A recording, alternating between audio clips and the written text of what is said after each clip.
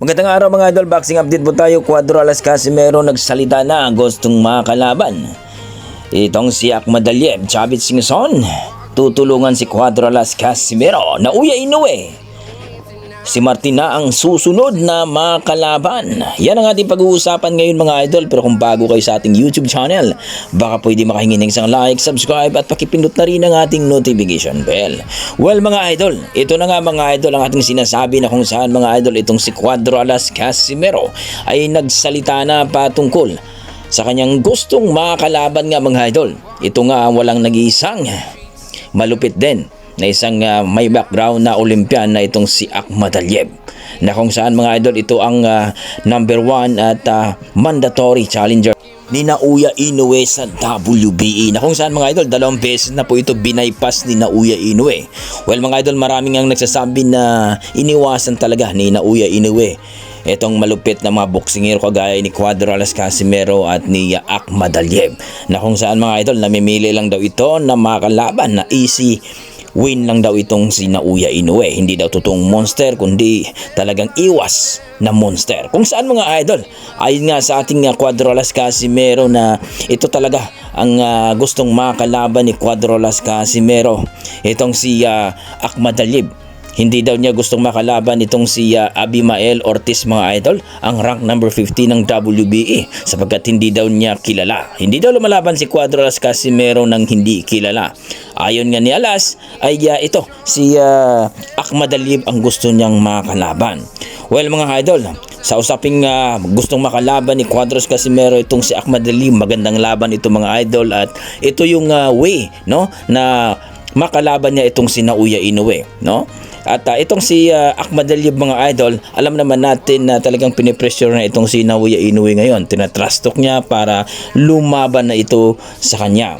Dahil itong si Naoya Inoue ay mayroong laban dito kay Goodman noong nakaraang 24 sana ng December, kaso nagkaroon ng injury itong si Sam Goodman at napuspon po ito ng January 24. Ayon nga kay Ahmad Aliyev, na injury naman itong Sam Goodman, ako na lang iyong kalabanin.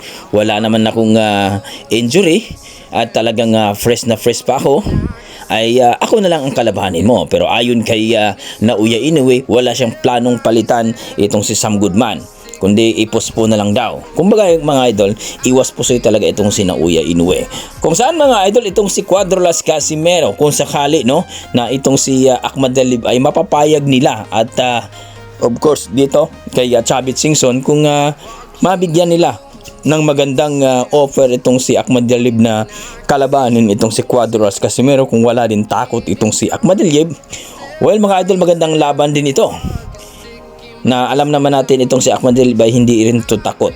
So magtatalo na lang yan mga idol sa offer. Kung maganda ang offer ng kampo ni Cuadro-Alas Casimero dito kay Ahmad Aliyev at mapapayag nila, maaari silang maglaban dito mga idol. At ito ang good news, dahil kung manalo itong si Cuadro-Alas Casimero dito kay Ahmad Aliyev, siya na ang magiging number 1 sa WBO, WBE mga idol.